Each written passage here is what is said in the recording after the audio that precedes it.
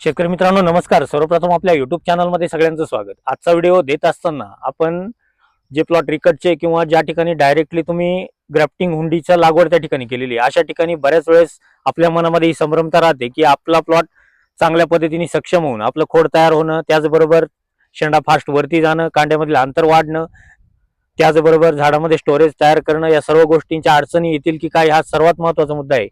कारण बऱ्याचदा आपण कुठेतरी चांगला खर्च करून 80-90-100 रुपयापर्यंत हुंडी त्या ठिकाणी आणलेली आणि ती हुंडी लागवड करून आपण ते प्लॉट वरती नेण्याचा प्रयत्न करतोय.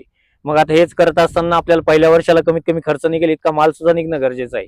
आता हे सर्व करत असताना या कामकाजाची पूर्ण माहिती आपण घेत असताना आपण ज्या प्लॉटमध्ये या ठिकाणी उभे आहोत त्या ठिकाणी परिस्थिती काय होती. ज्यावेळेस प्लॉट रजिस्टर केला, प्लॉट रजिस्टर करताना त्यांनी 2 ते 3 वेळेस कॉल करून विचारून घेतलं की हा प्लॉट आपल्याला वरती जाणं गरजेचं आहे, तो गेला पाहिजे. मग आपण याच्यासाठी कोणतं कामकाज केलं पाहिजे, प्लॉट रजिस्टर करताना नक्की ही काळजी पण घेतली पाहिजे. आता त्याच शेतकऱ्यांचा अनुभव आज जवळजवळ माझ्या मते 1 महिना झाला असेल प्लॉट रजिस्टर करून, बरोबर. महिना झाला. आता सुरुवातीची परिस्थिती ज्यावेळेस आपण रिकट घेतलं त्यावेळेची परिस्थिती आणि आजची परिस्थिती काय बदल झाला आपण त्यांच्याकडूनच ऐकून घेऊ. दादा, एकदा तुमचं नाव, गाव आणि मोबाईल नंबर सांगा एकदा. माझं नाव वैभव संपत थेटे, राहणार पालखेड, 9325590941 मोबाईल नंबर आहे. तर मला असं वाटत सुद्धा नव्हतं का प्लॉट होईल बा, असं 2-2 डोळे काही काही झाडं जे होते ते वंजल सुद्धा नव्हते. तरी सरांनी आम्हाला सांगितलं का बा तुम्ही रिकट घ्या. ह्या त्याने तारीख पण दिली, ह्या तारखेच्या दिवशी रिकट घ्या तुम्ही, आणि आम्ही त्यांच्या पद्धतीनं काम केलं. आज प्लॉट मध्ये एवढा बदल दिसतोय आम्हाला. म्हणजे काही ठिकाणी गाडी चाललेली नव्हती, आपण फक्त कट करून फोडून घेतलं, फक्त फोडून घेतलं, बरोबर. आज मनाची समाधानी आज वाटते, मनाची समाधानी खात्री आली वाटते. की आज प्लॉट बऱ्यापैकी म्हणजे आज 36-37 दिवसाचा प्लॉट झालाय फक्त, बरोबर. आज रिकव्हर झाल्यासारखं वाटतंय. आज रिकव्हर झालं सगळं. बाबा काय सांगाल? बाबा काय आता जे होते त्यानं सांगितलं तेच सत्य परिस्थिती. सत्य परिस्थिती. कांदे लावलेले होते, प्लॉट होईल वाटत नव्हता. कांद्याचे मध्ये बी लावले होते ते कांद्याचं काही त्याला त्रास नव्हता एवढं, पण झाले ते झाड म्हणजे आता आता आनंदच वाटत. आता वडिलांना सुद्धा वाटत नव्हतं का होईल म्हणून बापला. काय वाटत होतं? त्याच्यावर नव्हतं वाटत. बरोबर बरोबर. खर्च करून राहिलं रान होईल. मग आता वाटतंय नक्की खात्री आली? आता खात्री आली, 100% आता शेड्यूल घेतलं तर चांगलाच फायदा होईल. त्याच्यामुळे खात्री आली, नाहीतर नव्हतं वाटत. बर. तर आता लक्षात घ्या शेतकरी मित्रांनो, सांगण्याचा उद्देश एवढाच आहे, प्लॉटमध्ये बेसल डोस तितकाच महत्वाचा आहे. त्याचबरोबर आपण जे शेणखताचा योग्य वापर करतो, शेणखताबरोबर बेसल डोस असेल, त्याचबरोबर आपण 3 ते 4 दिवसाला जो आपण ड्रिपचे ऍप्लिकेशन त्या ठिकाणी देतो. लक्षात घ्या, जे प्लॉट कमकुवत असतील हे प्लॉट बनवण्यासाठी आपण प्लॉटचं जे आपण पंजा मारल्यानंतर आपण खोडामध्ये रसरशीतपणा असणं, स्टोरेज तयार करणं हे सुद्धा गरजेचं आहे. त्यामुळे या प्लॉटांना नक्कीच, जेही प्लॉट कमकुवत असतील, ज्या शेतकऱ्यांनी प्लॉट रजिस्टर केले असतील त्या शेतकऱ्यांनी गोष्ट नक्की लक्षात घ्या की आपल्याला पूर्णतः काडी आळेपर्यंत आपल्याला प्लॉटमध्ये चांगलं लक्ष देणं गरजेचं राहील. पावसाळ्यामध्ये सुद्धा आपल्याला प्लॉटमध्ये चांगले स्प्रे सुद्धा घेणं गरजेचे राहतील. ड्रिपचे ऍप्लिकेशनच देत असताना आपल्याला 3 ते 4 ड्रिपचे ऍप्लिकेशन फार महत्त्वाचे असतील. त्याच्यामध्ये तुम्हाला पहिलं ड्रिपचे ऍप्लिकेशन आपल्याला ड्रिपच्या माध्यमातून द्यायचे. त्याच्यामध्ये तुम्हाला 1 एकरचा जे आपण ड्रिपचे ऍप्लिकेशन देतो त्याच्यामध्ये तुम्हाला 5 लिटर तुम्हाला त्या ठिकाणी रूट कव्हर, लक्षात घ्या, अतिशय महत्त्वपूर्ण डोस असतील आणि स्प्रे सुद्धा अतिशय महत्त्वाचे असतील. पहिला डोस आपल्याला रूट डेव्हलप करण्यासाठी घ्यायचा आहे. त्याच्यामध्ये तुम्हाला कॅल्बॉर्न ॲग्रोचं रूट कव्हर 5 लिटर, त्याचबरोबर आपण धनकीर्ती कंपनीचं कॅल्शियम सल्फेट 1 लिटर आणि त्यासोबत आपल्याला अमोनियम सल्फेट 10 ते 15 किलोपर्यंत पहिला डोस आपल्याला ड्रिपच्या माध्यमातून देऊन घ्यायचा आहे. हा डोस झाला. डोसच्या नंतर 3 ते 4 दिवस जाऊ द्या. 3 ते 4 दिवसानंतर आपल्याला दुसरा डोस त्या ठिकाणी घ्यायचा आहे. तुम्हाला सॉईल टेस्टिंग केली असेल तर त्यानुसार आपल्याला ड्रिपचे ऍप्लिकेशन करायचे. तुम्हाला त्या ठिकाणी मॅग्नेशियम नायट्रेट एकरी 5 किलो, त्यासोबत चिलेटेड झिंक 1 किलो, अशा पद्धतीचं सेकंड ऍप्लिकेशन आपल्याला त्या ठिकाणी देऊन घ्यायचं आहे. हे 2 डोस झाले. तिसरा डोस देत असताना तुम्हाला यारा कंपनीचा यारामेला कॉम्प्लेक्स ओरिजिनल त्या ठिकाणी घ्यायचं आहे.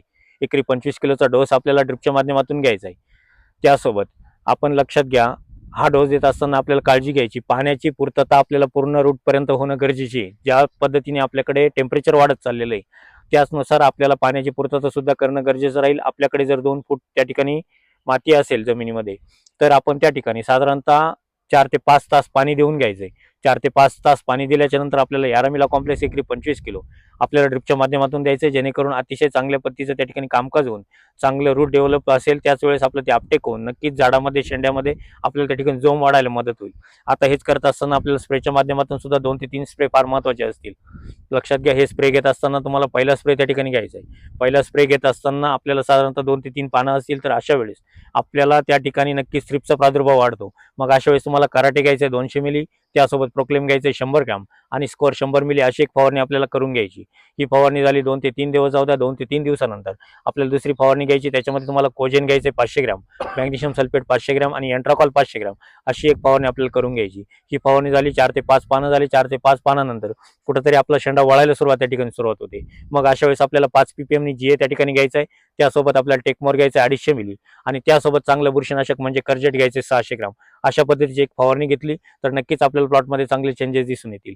याच्यानंतरची फवारणी घेत असताना आपण परत एकदा थ्रिप्सची चांगली फवारणी घ्यायची.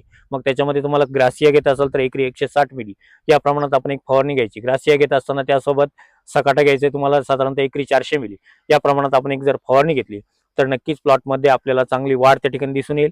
याच्यानंतर आपल्याला परत GA 5 ppm परत एकदा घ्यायचं आहे. Chelated zinc 100 gram, magnesium nitrate 500 gram, Rubicon 250 ml आणि त्यासोबत परत एकदा आपल्याला बुरशीनाशक घ्यायचं आहे ब्लॅक स्पॉट 500 ग्रॅम. अशा पद्धतीच्या जर फवारणी घेतल्या तर नक्कीच प्लॉटमध्ये जसं आपल्याला शेतकऱ्यांनी सांगितलं तसाच चेंजेस प्रत्येक प्लॉटमध्ये दिसून येईल. ज्याही शेतकऱ्यांनी प्लॉट रजिस्टर केले असतील, ज्यांना रजिस्टर करायचे असतील, अशा प्रत्येक शेतकऱ्यांनी जर या शेड्यूलचा जर फॉलोअप घेतला तर नक्कीच प्लॉटमध्ये चांगल्या पद्धतीचं कामकाज त्या ठिकाणी होऊन नक्कीच प्लॉट आपला वरती गेल्याशिवाय राहणार नाही. आता हेच करत असताना बरेच शेतकरी एप्रिल छाटणीच्या बुकिंगा करताय. लक्षात घ्या, भाजीपाल्यामध्ये बुकिंगा करताय, परंतु हे प्रत्येक शेतकऱ्यांनी लक्षात घ्या की आपल्याला शेड्यूलचा फॉलोअप करणं गरजेचं आहे. तुम्हाला नक्की अनुभव आला. हो, अनुभव आला. शेड्यूल फॉलोअप केला तरच फायदा होतो. हो, बरोबर, फॉलो केलं पाहिजे पूर्ण. नक्की फायदा होतो. हो, फायदा होतो. आता ही गोष्ट लक्षात घ्या. ज्याही शेतकऱ्यांना प्लॉट रजिस्टर करायचे असतील त्या शेतकऱ्यांसाठी तुम्हाला ऑफिसचे क्रमांक सांगतो: 98 34 25 22 14, 91 68 000 501 502 503 504 आणि 509 या कुठल्याही क्रमांकावरती संपर्क करू शकता आणि आपले प्लॉट रजिस्टर करू शकता. त्याचबरोबर काही अडचणी असतील तर विचारत चला. आणि जेही शेतकरी आपल्या फेसबुक पेजला असतील, इन्स्टा ID ला असतील किंवा यूट्यूब चॅनलला असतील, चॅनलला नक्कीच नवीन असाल तर नक्कीच चॅनलला सबस्क्राईब करून घ्या. व्हिडिओ आवडत असेल तर लाईक करा. जास्तीत जास्त शेतकऱ्यांपर्यंत शेअर करत चला. धन्यवाद.